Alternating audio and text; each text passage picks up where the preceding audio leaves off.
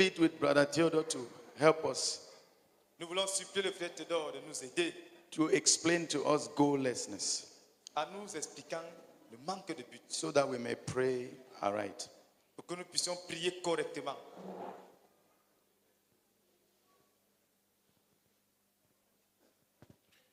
Let's start very practically. Who here has a goal? Commençons de façon très pratique. Qui ici a un but? He has a goal. Il a un but. Who has a goal and he would like to tell us his goal? Qui a un but et il aimerait partager son but avec nous. Il veut nous partager son but.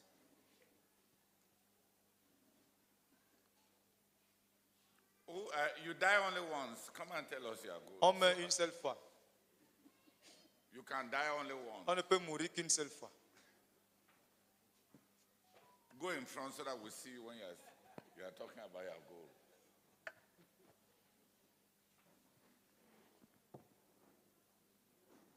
Praise the Lord. Amen. Gloire à Dieu. My goal is to ensure the distribution of our books Mon but, c'est de m'assurer la distribution de nos livres through depots à travers les dépôts in Cameroon au Cameroun and in the sub-region. et dans la sous-région. That's my goal.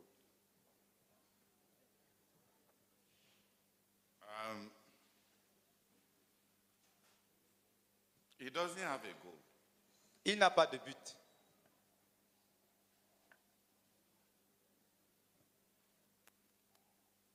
He may have a task, Il pourrait avoir une tâche, but he doesn't yet have a goal. mais il n'a pas encore un but. If he works at what he's saying with a burden, S'il travaille à ce qu'il vient de partager avec le fardeau, he may have a mission. il pourrait avoir une mission.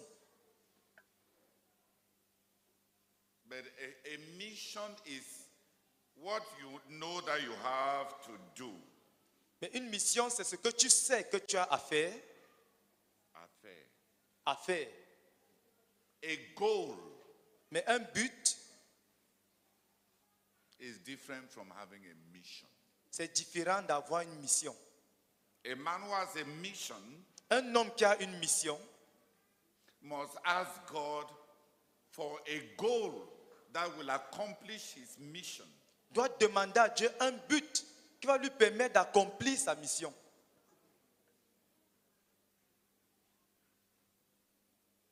So, brother doesn't yet have a goal. Donc notre frère n'a pas encore un but. At the best, Et au meilleur, what he is declaring may be his mission. ce qu'il vient de partager pourrait être sa mission Or his job. ou alors son travail. Who else wants to share his goal? Qui d'autre veut partager son but?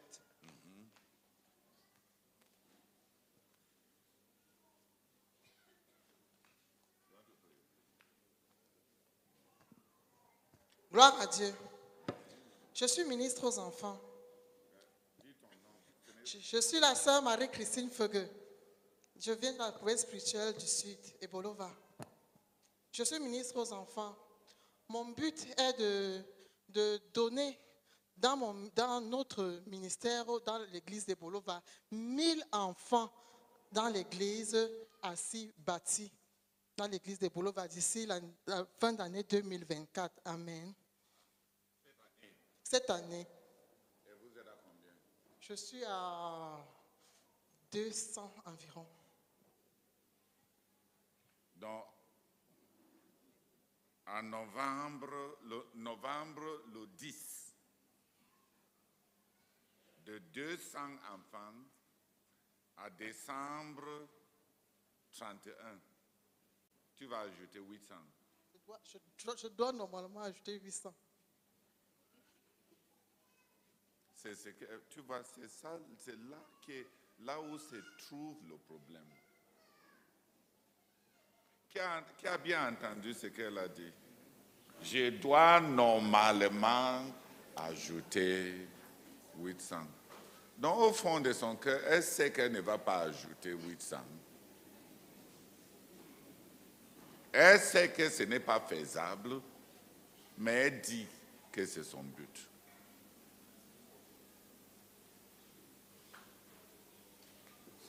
Ça a tous les paramètres d'un but. C'est quantifiable, c'est datable, et c'est précis. Mais ce n'est pas son but. C'est un but, mais ce n'est pas son but. Elle n'est pas là-dedans. Parce que si c'était son but, elle ne serait pas dans ces réunions à 2 mois près. Qui m'a compris? Ce n'est pas son but. C'est un but qui n'est pas son but. Qui m'a compris quand j'ai dit que si c'était son but, elle ne serait pas dans ces réunions.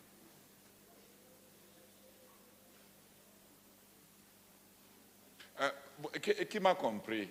Si c'était son but, à 2 mois près, étant à 200, et à tout prix devoir atteindre 8000, elle ne serait pas assise là. Ce qu'elle a dit, c'est un but, mais ce qu'elle a dit, ce n'est pas son but.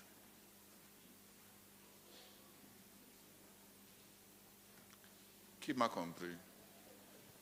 Ok. Toi-même, tu as compris, non? Oui, j'ai compris. Oui. Si c'était ton but, tu ne seras pas ici pour nous dire ton but. Tu seras en train d'accomplir ça parce qu'il ne te reste que 1 mois. 1 mois, ou 2 mois maximum. Oui. Non, ce n'est pas ton but. C'est un but qui n'est pas son but. Amen. Uh-huh. Qui d'autre? Ramasse le courage, tu ne meurs qu'une seule fois.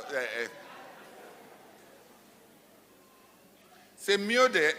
Tu vois, elle va se souvenir de ce qu'on a dit. Et peut-être elle va vraiment avoir maintenant un but. Uh-huh.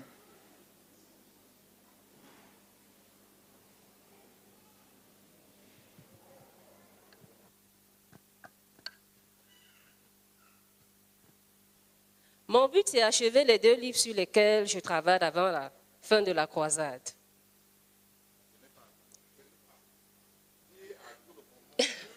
Mon but, c'est achever les 2 livres sur lesquels je suis en train de travailler avant la fin de la croisade.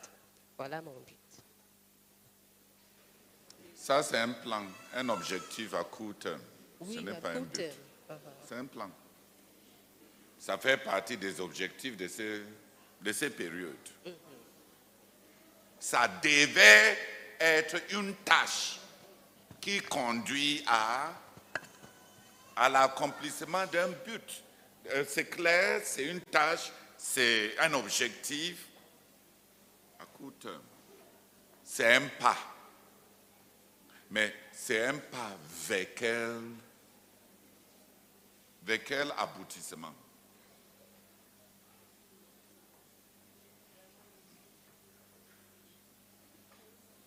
Ok, saute devant, frère.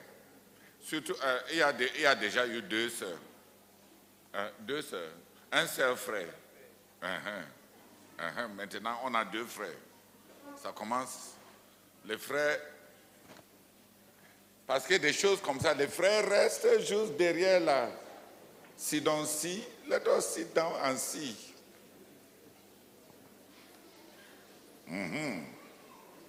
Gloire à Dieu. Amen. Mon but, c'est de nous offrir 1000 campagnes d'évangélisation avec 100 000 miracles et susciter des faiseurs de miracles à notre ministère. Depuis le 30 mars de cette année que j'ai eu ce but.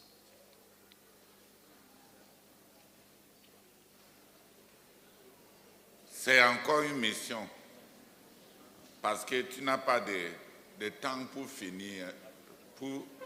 Tu n'as pas un temps pour finir ces buts, ces devoirs.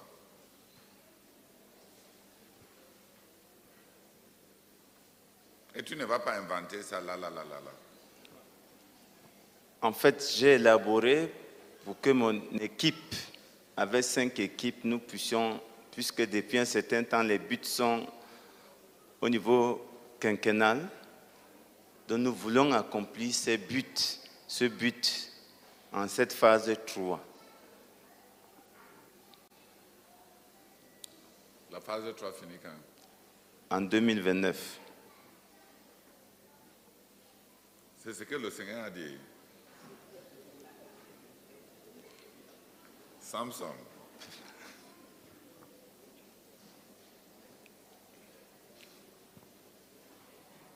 C'est ce que tu dis pendant le but quinquennal, n'est-ce pas? Oui.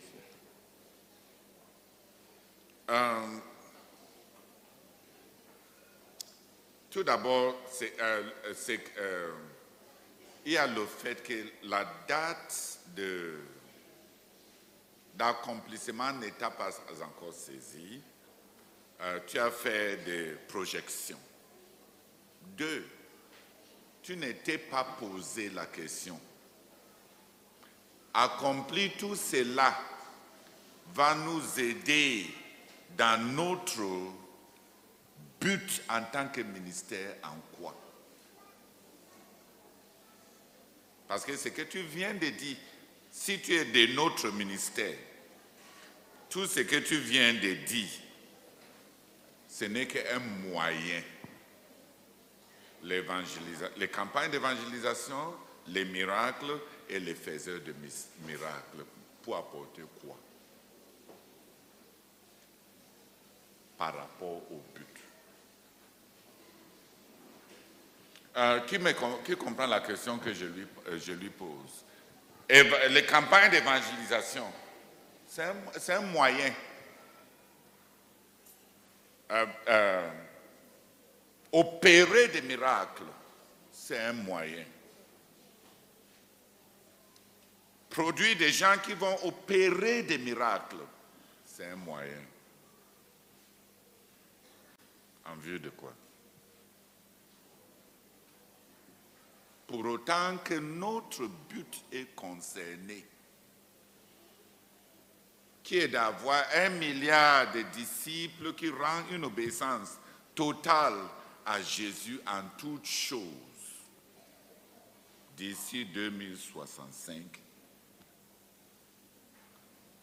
l'autre là va apporter quoi?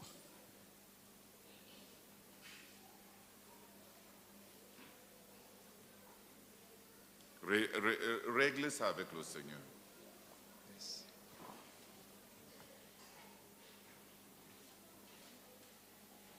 Qui veut tenter? Tu as compris?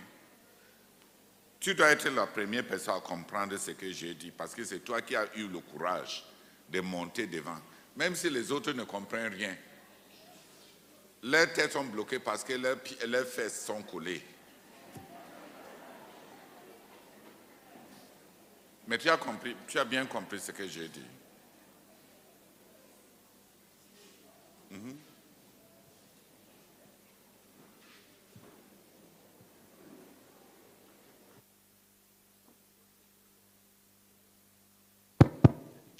Gloire à Dieu. Moi, mon but, dans le cadre du département de la Meufou-Afamba de la province de Sandre, c'est de pouvoir prêcher l'évangile et gagner au moins 600 000 personnes d'ici 2065.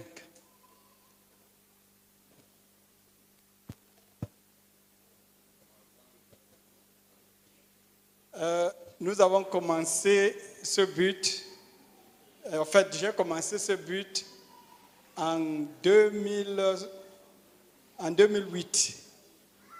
que j'ai commencé à réaliser ce but. Et actuellement, nous sommes à 300.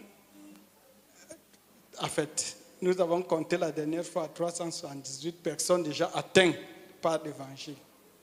Est-ce que ton but, c'est les gens à atteindre? Non, c'est des hommes à gagner. Dis-nous alors comment tu évalues, tu comptes autre chose, tu établis un but sur autre chose.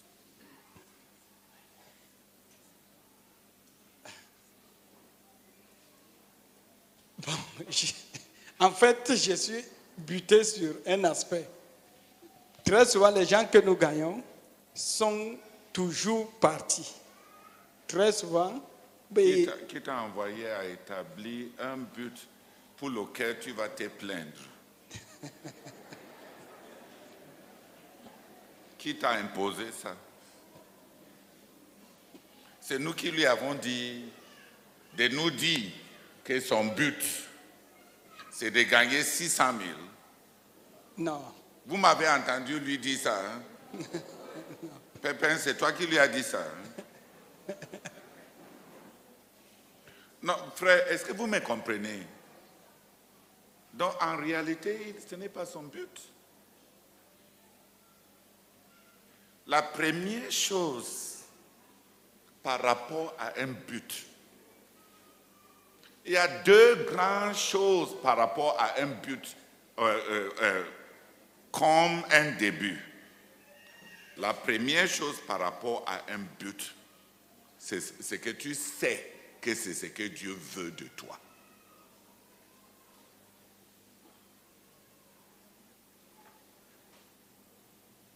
Deuxième chose par rapport à un vrai but, qui, si c'est ton but, c'est que c'est ce que toi tu veux faire. Et ce que tu es en train de dire, ce n'est pas ce que tu veux faire. Parce que si c'est ce que tu veux faire, tu ne seras pas le premier à te plaindre des facteurs qui tournent.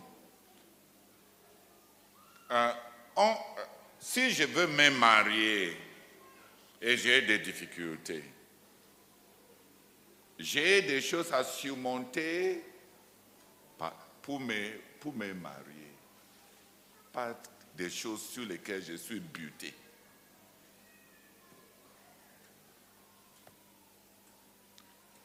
Les deux choses par rapport à un but que tu dois régler dans ces manières de parler. Tu vois, je suis né dans la CMCI. J'ai grandi dans la CMCI. Je suis habitué au but interminable qui remplit les pages de livres. Et qui ne sont pas les buts.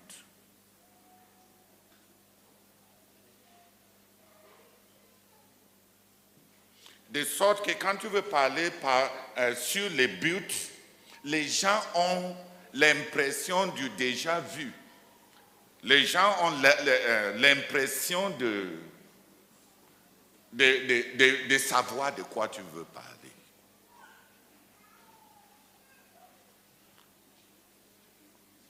J'ai grandi dans ce ministère, on nous a enseigné sur les buts et les bienfaits d'avoir un but. Et beaucoup d'entre nous ont des pages remplies des buts qu'on a écrits pour plaire à nos faiseurs de disciples. Et quand des faiseurs de disciples changent, les buts aussi changent et les gens se trompent tout en gaspillant leur vie.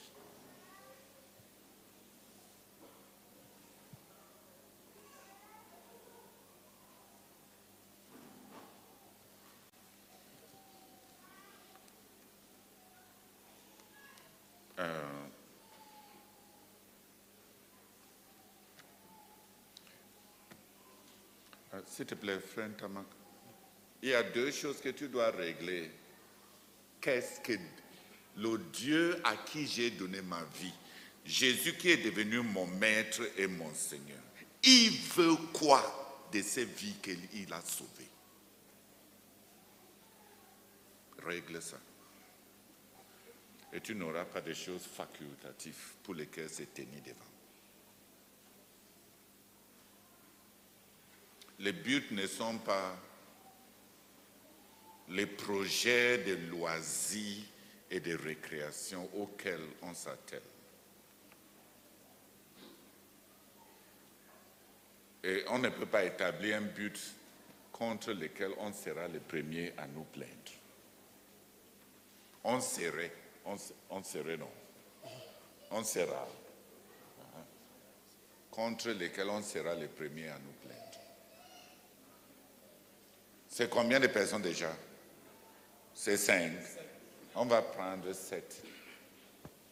Prochaine personne.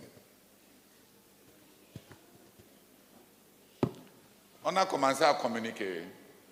Qui a commencé à comprendre par rapport à une vie sans but? Ok.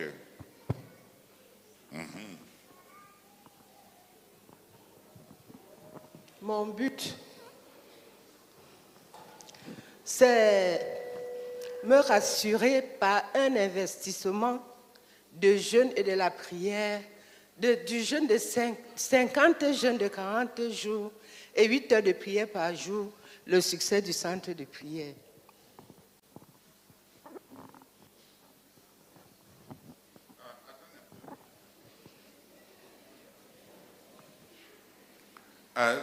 Si le centre de prière réussit, c'est-à-dire le succès, à quoi ressemble le succès du centre de prière dans laquelle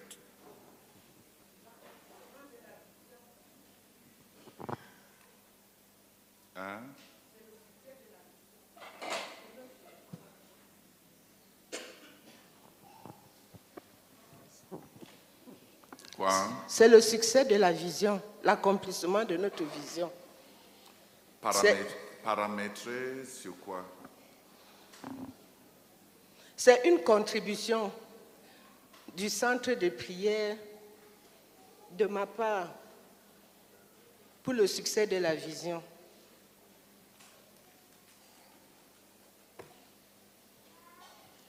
Tu as changé de langage.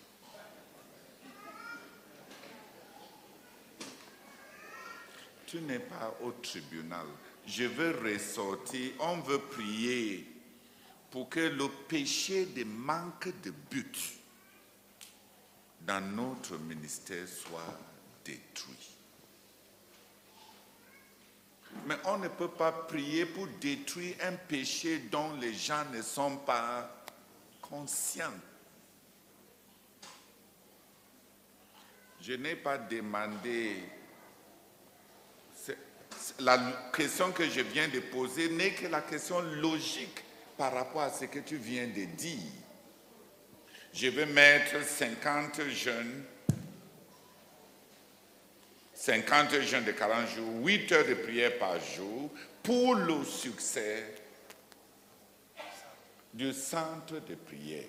Et on veut savoir maintenant, le succès du centre de prière là, c'est comment? Et tu changes de langage pour dire c'est une contribution au centre de prière. Ce n'est pas nous qui t'avons dit de dire que ton but c'est le succès du centre. Qui commence à me comprendre? Est-ce que je suis en train d'attaquer à ma soeur? On veut voir si les gens ont des buts.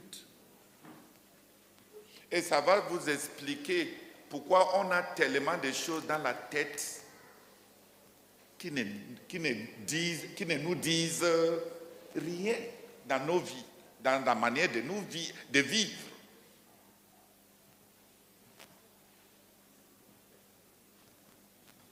Si ton but, si tu avais dit de prime abord que Dieu a appelé le centre de prière à apporter un certain apport pour le succès de tout notre but, et par rapport à l'apport du centre de prière, toi tu vas te tenir avec la sœur Esther en apportant 50 jeûnes de 40 jours et 8 heures de prière. D'ici, quand 2065. 2065. Tu as quel âge? J'ai 65 ans. Hein? J'ai 65 ans. Tu seras en train de jeûner quand tu auras 120 ans. C'est possible. Voilà les choses qui me dégoûtent.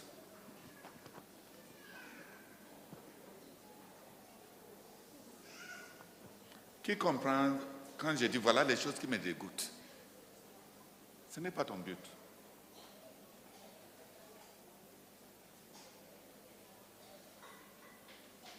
J'ai 60 ans. Tu as déjà fini combien de jeûnes? 45. Donc il reste seulement 5. Selon le but.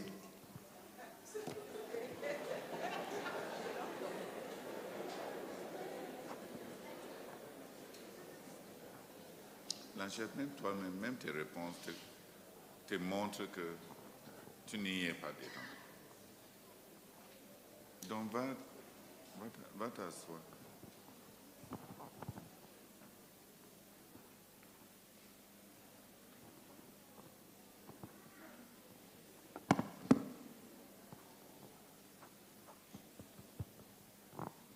On est en numéro 6. Dernière personne. Est-ce que tu as compris même ce que je te dis? Le commentaire que je te fais, c'est toi-même tu as compris. Oui.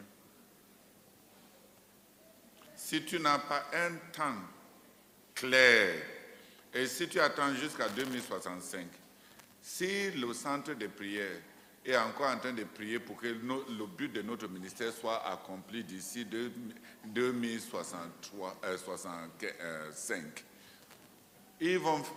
si je dois t'apporter l'argent pour que tu construis, et le moment où la maison devait être finie, je suis toujours en train de t'apporter l'argent. Tu vas construire ça quoi avec? C'est des choses non réfléchies, des jargons qu'on met dans le papier. Et le véritable, c'est que ça va même apporter, vrai, n'est pas clair dans ton cœur.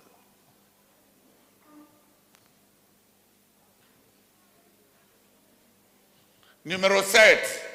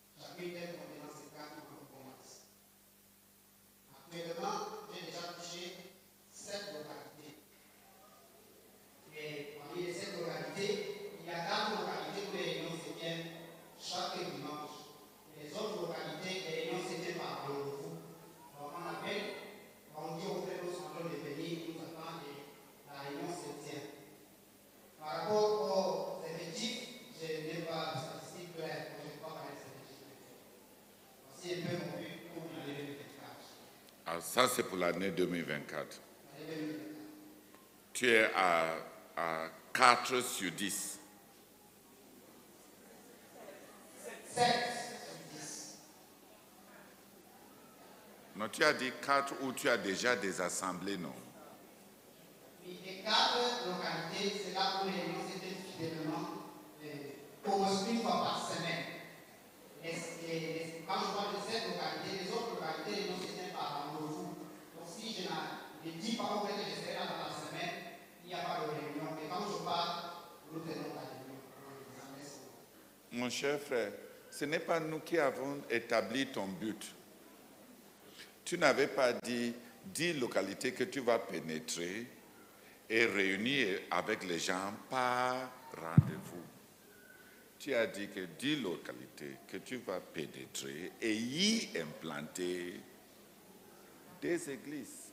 Donc tu es à 4 sur 10, avec 3 qui sont en gestation et 3 à compléter, n'est-ce pas? Tu quittes quand? Yeah, il faut partir. Qu'est-ce que tu... Non, parce que si c'est ton but, un jour que tu passes ici, l'année est en train de finir. Ce n'est pas comme si aujourd'hui c'est juin. Que le Seigneur te bénisse. Okay. Now let's say something about goals. Disons quelque chose au sujet du but, d'avoir un but. The first thing about a goal La première chose au sujet d'un but, is that you have fallen in love with God and you have an idea of why God created you and saved you. c'est que tu es tombé amoureux de Dieu et tu as une idée de ce pourquoi Dieu t'a créé et ce pourquoi il t'a sauvé. What he's expecting from you. Qu'est-ce qu'il attend de toi? Non, c'est qu'il attend de toi. Ok, ce qu'il attend de toi. Come forward.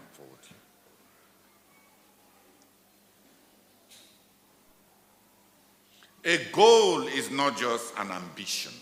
Un but n'est pas seulement une simple ambition. That you can drop. A goal is not just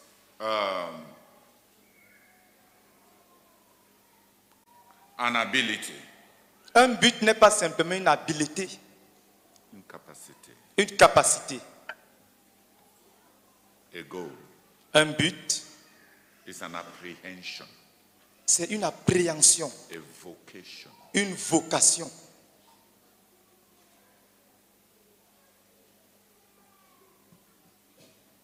Rooted upon the purpose of your life and the purpose of your salvation. Enraciné dans le but de ta vie, basé sur le but de ta vie et sur le but de ton salut. Please, purpose. Le dessein. Basé sur le dessein de Basé sur c'est pourquoi Dieu t'a créé. Et basé sur c'est pourquoi Christ t'a sauvé. Thank you.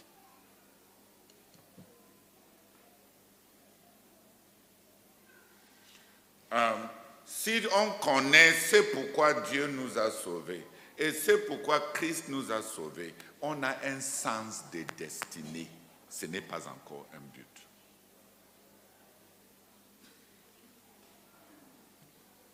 Quand tu connais c'est pourquoi Christ t'a sauvé et c'est pourquoi Dieu t'a créé, tu as un sens de destinée. Tu n'es pas disponible pour tout parce que tu as été créé pour tel.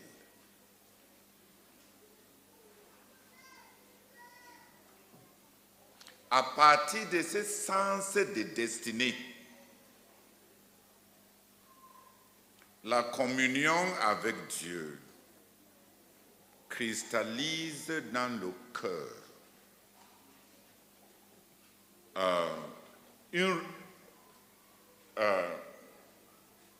un besoin exprimé et ressenti de la personne que tu as aimée.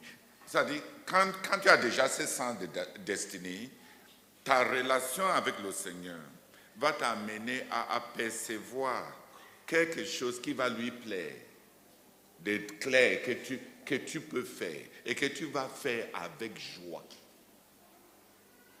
Quelque chose que quand tu fais, tu sais que tu es en train de réjouir Dieu.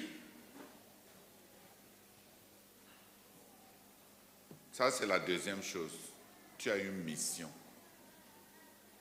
La troisième chose, c'est que c'est quelque chose qui t'apporte, qui est entre toi et Dieu là, que tu veux, que tu apportes, qui plaît à Dieu, qui réjouit Dieu là. Tu ambitionnes maintenant combien de cette quantité de choses là tu vas apporter à Dieu à un temps, à un laps de temps.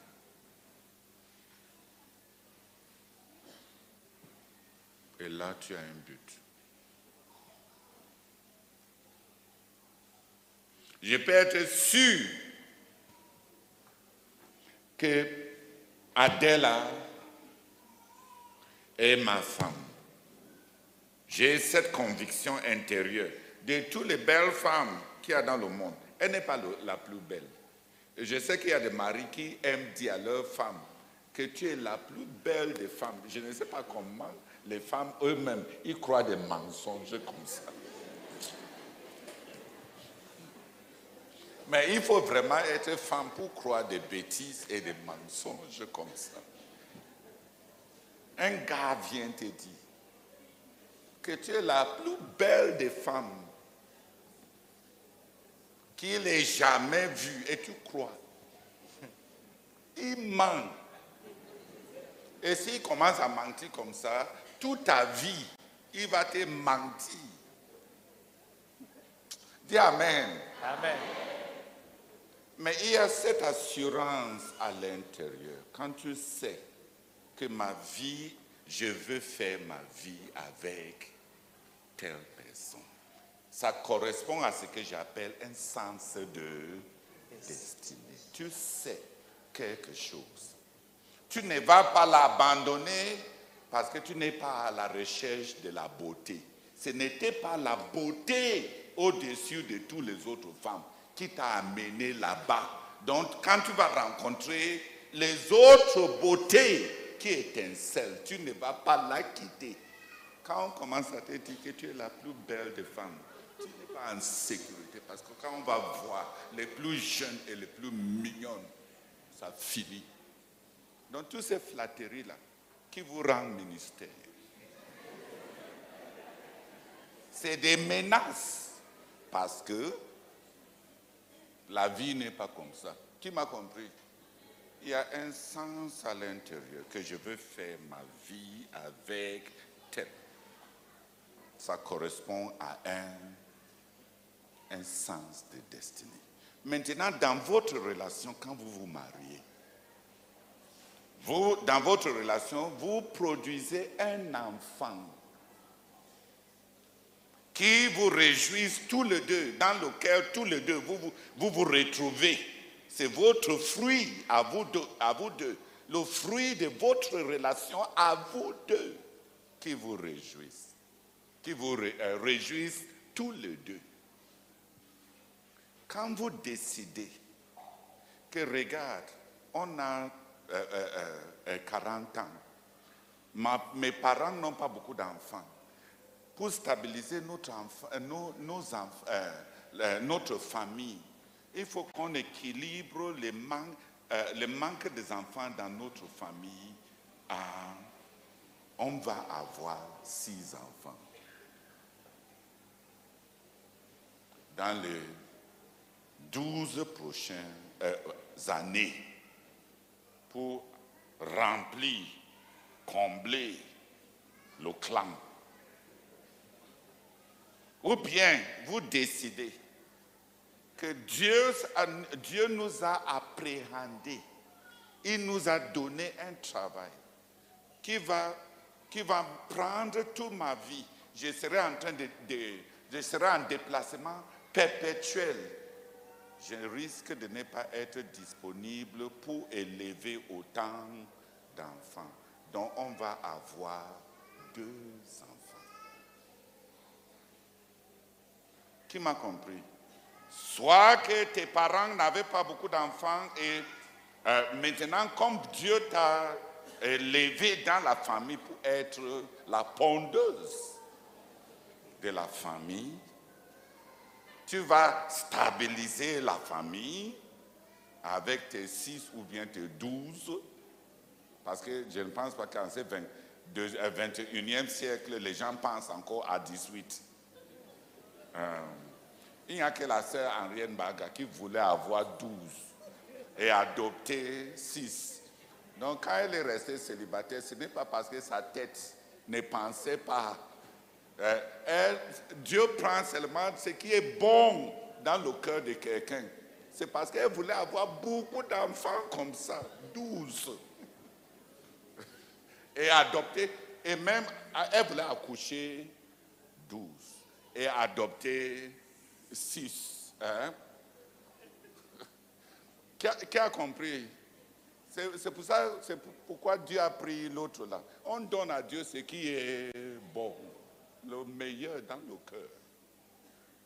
Et maintenant, sa maison est remplie de plus de 18. Dis Amen. Ah. Donc les enfants là, qui a compris les facteurs qui ont décidé le nombre des enfants sur une période? On va avoir 2 enfants, on va avoir 6 enfants, on veut avoir 18 enfants. L'autre là maintenant, c'est des ambitions par rapport à ce qui vous plaît dans le cadre d'une relation. C'est 2, 6 ou 18 qu'on appelle un but.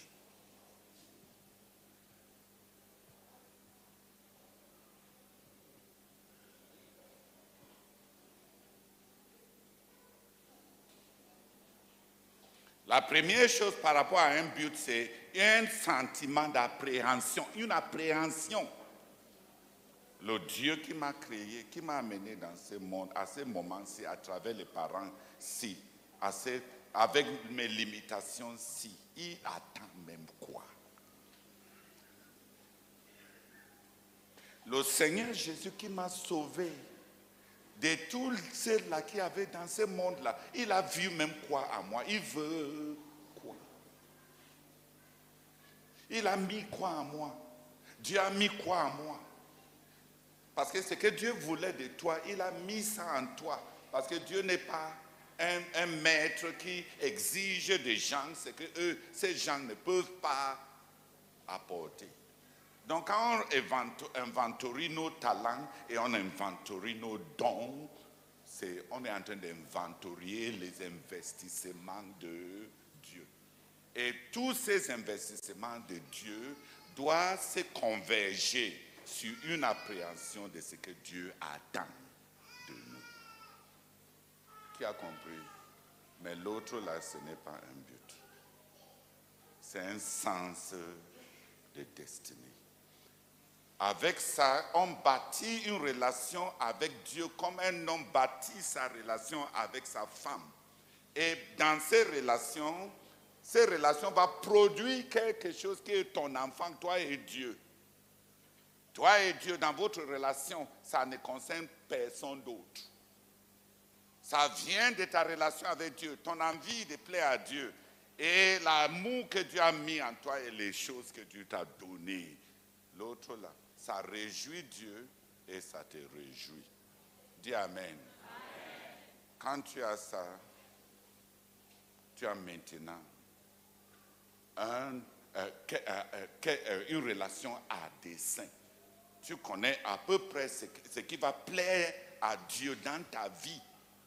Et maintenant, de par ton amour, selon la quantité d'amour que tu veux, ou bien selon ce que Dieu lui-même, dans son gourmandise d'amour, parce que Dieu est aussi gourmand quand les gens l'aiment. Dis Amen. Amen. Il peut te demander, il dit, tu connais notre chose-ci, notre affaire-ci, donne-moi ces quantités en ces laps de temps. Et ta vie a un but.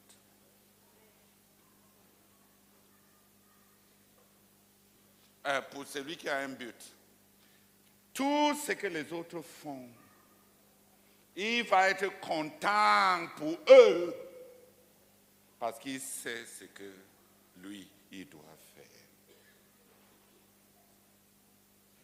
Il n'y a personne qui a vraiment un but qui se compare avec les autres. Tous ceux qui ont un but sont acharnés à apporter au bien-aimé la quantité qu'ils ambitionnent pour lui plaire, de ce qui les réjouisse, lui et son bien-aimé là, ce qui les fait plaisir tous les deux.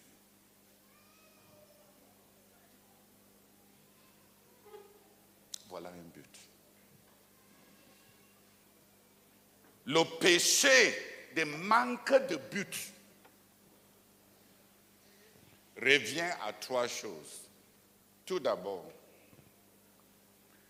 on a cru en Dieu, mais on est en train de vivre comme les gens qui n'ont pas la foi. C'est comme si Dieu nous a créés et on est libre de vivre comme bon nous semble. Prendre les décisions comme bon nous semble. Vivre selon les grés de nos parents, selon les attentes de nos compères et selon les désirs de nos cœurs. Manquer de but, c'est une rébellion. On n'a pas confronté le fait que nous sommes les créatures, Dieu est le créateur. Nous sommes les serviteurs, Christ est le Seigneur. Nous sommes les ouvriers, le Seigneur est nos maîtres. Nous sommes les dérivés, Dieu est Dieu. Quand on confronte ça, on ne peut plus continuer avec la liberté. La liberté de ramasser ce qui nous plaît. La liberté de regarder ce que l'autre fait et de commencer à faire comme lui. On n'est pas libre. On n'est pas libre. Qui a compris ces premières choses-là? C'est manquer de but, c'est un péché parce que ton cœur est rebelle.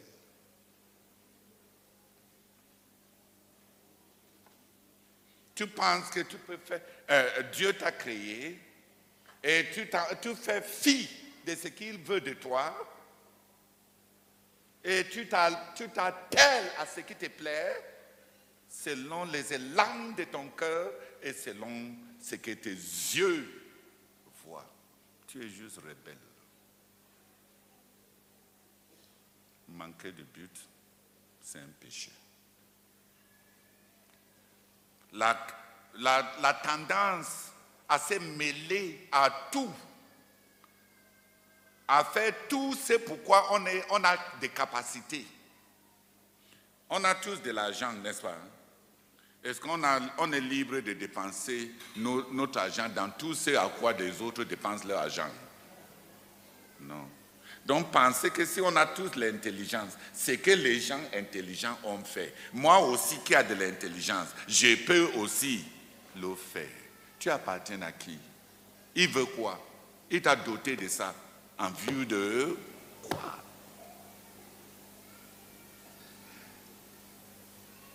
Il voulait quoi? Matt, have you understood me? La deuxième chose pourquoi le manque de but est un péché, c'est parce que il n'y a pas l'envie de plaire. Il n'y a même pas de communion avec Christ. Tout pour nous est un hasard. On entend que tel est un merveilleux serviteur. On sait. Demain, on entend que celui-ci est un héros de jeûne. Un jeûne. Troisième jour, on dit que les grandes personnes qui vont briller au ciel comme des étoiles, c'est les gagneurs d'âmes. On sort pour l'évangélisation. Ce n'est même pas parce qu'on veut servir Dieu. C'est parce qu'on n'a que nous-mêmes à plaire. On cherche à nous plaire, à nous-mêmes. On veut ramasser à faire tout ce qui semble avoir donné aux autres une identité. La recherche de l'identité à travers ce qu'on fait, tout en voyant ce que les autres font, on peut faire beaucoup de choses. Et on n'a pas de but. Parce qu'on veut plaire à nous-mêmes.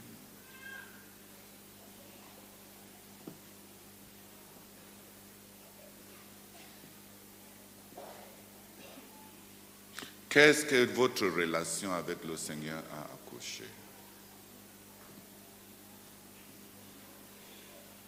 Pour que tu exagères cela.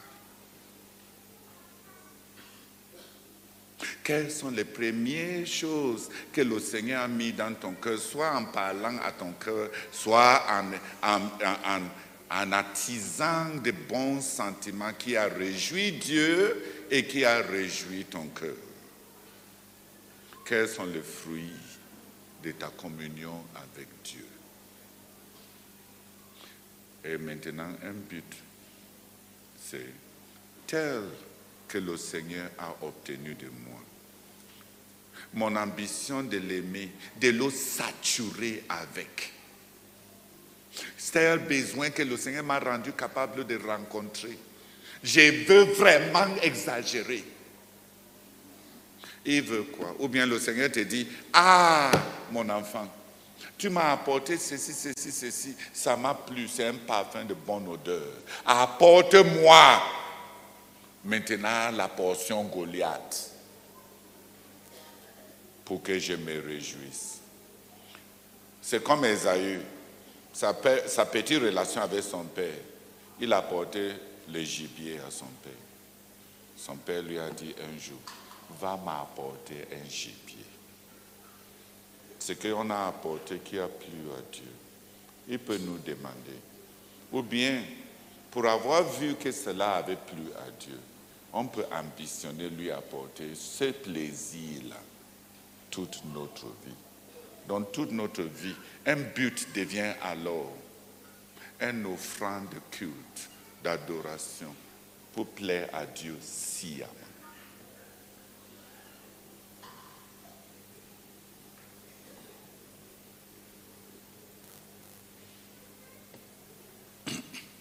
Est-ce que les trois étapes de l'intériorité du but, est-ce que j'ai ressorti ça? Étant dans une communauté où le frère Zach partage ses buts, tel dirigeant partage ses buts, on a tout un tas de gens avec des dirigeants ambitieux et des faiseurs de disciples ambitieux qui collent les buts sur les gens sans demander ils ont quelle relation avec Dieu. Tel a fait quoi qui a plu à Dieu. Il a même eu quel élan de cœur pour plaire à Dieu.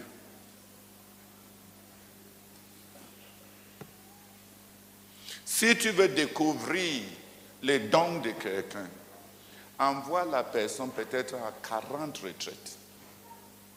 40 retraites de 5 jours. Aide la personne à se rapprocher de Dieu.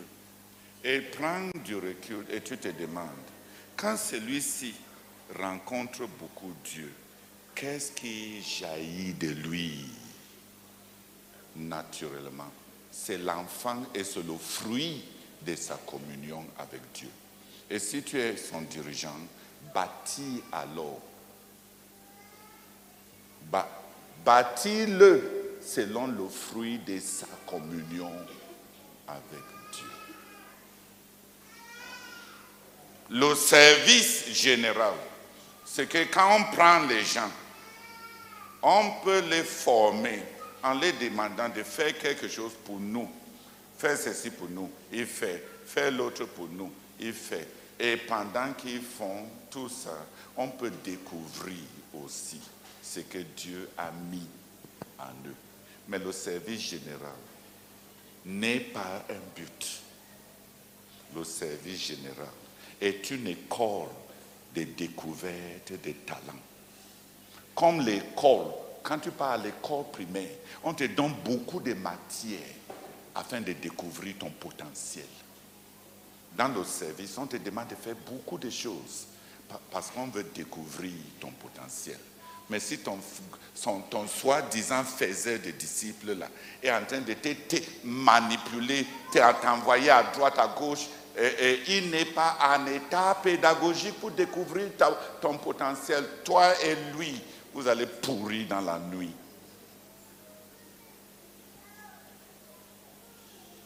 Parce qu'il n'est pas en train de te former, il n'est pas en train de te bâtir. Et le royaume de Dieu ne va pas avoir la maximisation du potentiel que tu représentes parce que tu es tombé entre un antéchrist qui ne voulait pas découvrir ce que Dieu a mis en toi pour bâtir,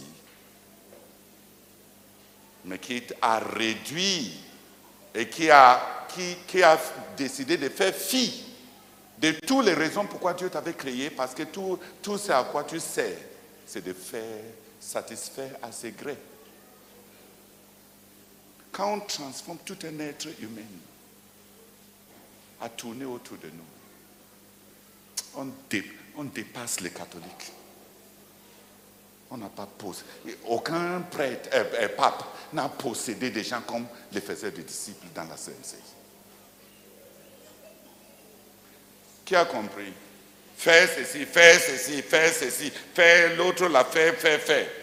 Normalement, ça devait être comme à l'école primaire. Faire les maths, faire les lettres, faire ceci, faire ceci. Après un certain temps, on doit converger tout ça en découvrant le potentiel.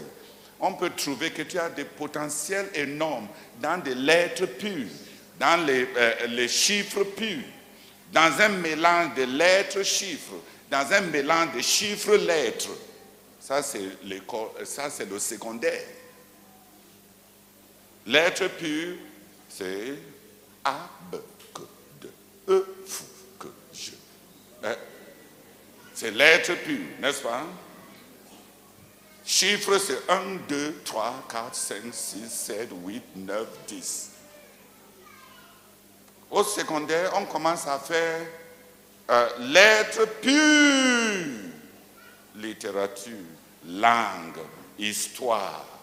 On commence à avoir lettres majoritaires avec petits chiffres. Géographie et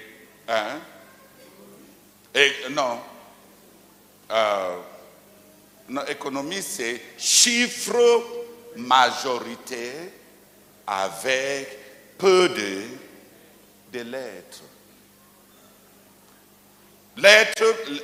On commence avec des chiffres majoritaires là. On commence à avoir les maths, l'algèbre, les statistiques, les physiques, les chimies, ainsi de suite. Et on a chiffres, lettres majeures avec quelques chiffres intégrés. Biologie,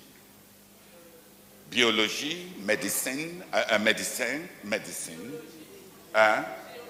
géologie, ainsi de suite. Maintenant, à l'école, au secondaire, dès que tu t'es le potentiel natif du primaire, qui s'est précisé, qui s'est clarifié maintenant, au lycée, tu choisis selon ces potentiels maintenant en vue de développer ta carrière.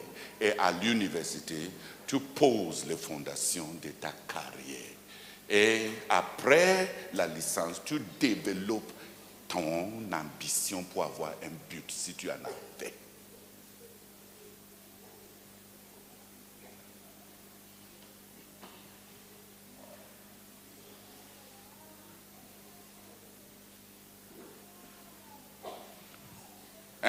L'appréhension d'un sens de destinée.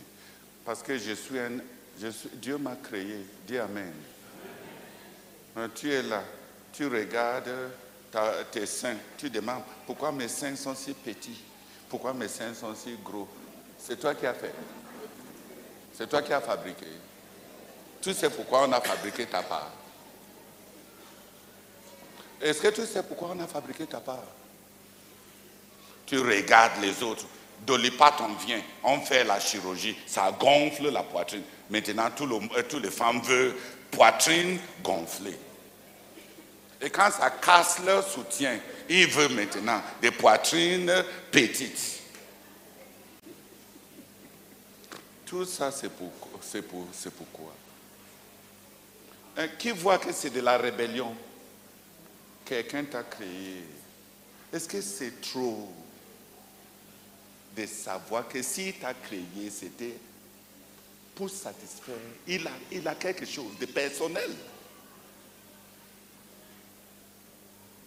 Que moi, je ne peux pas lui apporter. Que toi seul peux lui apporter. Et en plus, son fils t'a sauvé.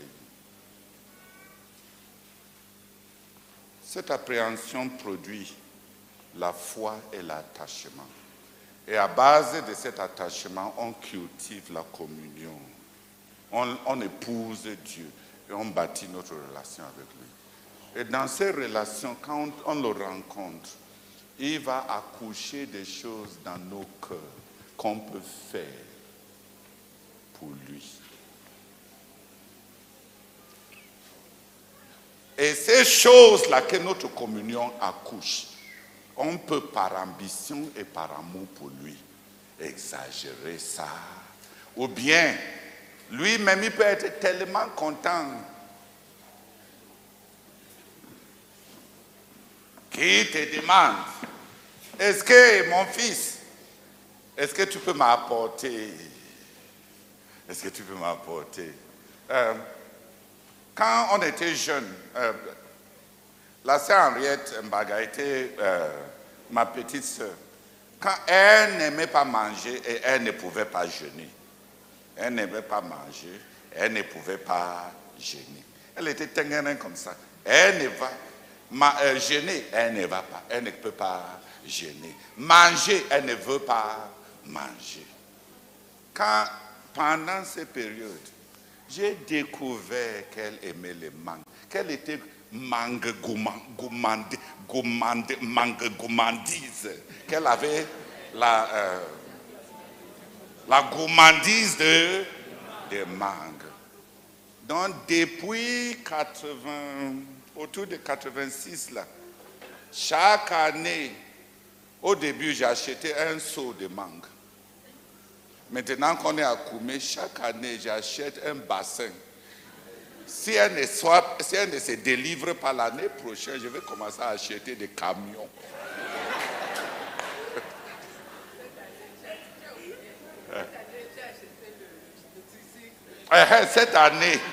Cette année-ci, j'ai acheté un tricycle de mangue. Ça, c'est juste au niveau humain. Depuis 86 à maintenant, c'est quand? Combien d'années? Autour de 38 ans. Des ministères de mangue. De rendre un ministère de mangue. Et on est arrivé à tricycle cette année. L'année prochaine, on peut avancer à camionnette ou pick-up. Hein?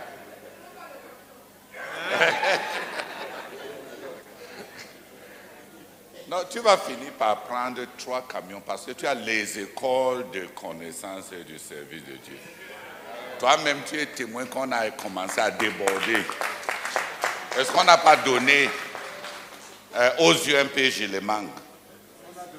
Et à l'école de la connaissance et du service de Dieu. Ça déborde. C'est comme ça que le ministère est. Tes besoins ne sont pas seulement ton ventre. Tes besoins deviennent les gens que tu as.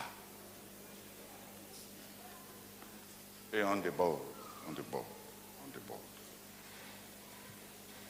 Tu as compris maintenant un but. Un but, c'est d'abord quelque chose que tu sais que Dieu veut de toi. Deuxièmement, c'est quelque chose que toi, tu veux faire.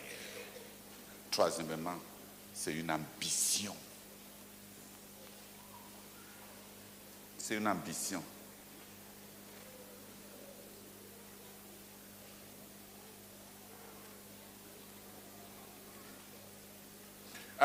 Il y a des gens qui peuvent...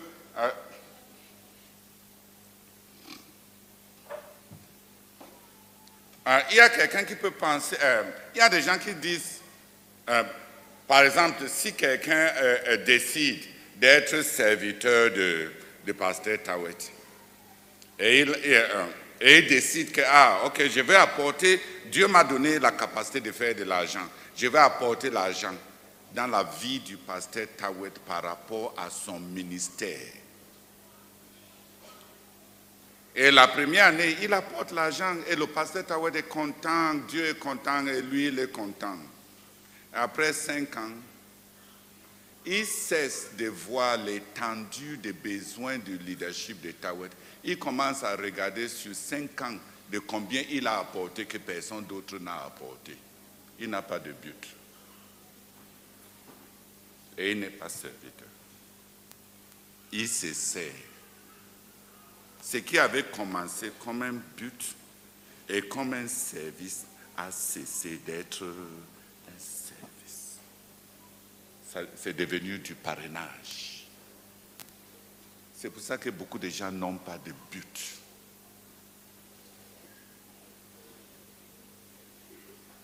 Et ils ne savent pas comment cristalliser les buts. Qui voulait prier là-bas? Vous avez compris? Comme ça, quand on va casser le manque de but, c'est vraiment un péché qu'on est en train de casser. Parce qu'on va finir par avoir. Si tu ne connais pas où arriver, toutes les routes ici à Bétois ne te servent à rien. Vrai ou faux? Parce que chaque route part quelque part, n'est-ce pas? Si on ne sait pas où aller, toutes les routes à Bétois ne te servent à rien. Les routes ne sont utiles que si on connaît la destination. Emprunter la route qui monte, qui va au nord. Emprunter la route qui part à Yaoundé. Emprunter la route qui part à Belabo. Telle route est meilleure. La route de Belabo est bitumée. La route du nord est de Batouri est bitumée. La route est très mauvaise. Ce n'est pas la route et l'état de la route. La question c'est où est-ce que tu veux aller. Les routes ne servent à rien pour celui qui n'a pas de destination. Les ressources ne servent à rien pour celui qui n'a pas de projet. Les hommes ne servent à rien pour celui qui n'a pas une vision du royaume. Ça servira à quoi? Les talents ne servent à rien pour celui qui n'a pas de grands projets.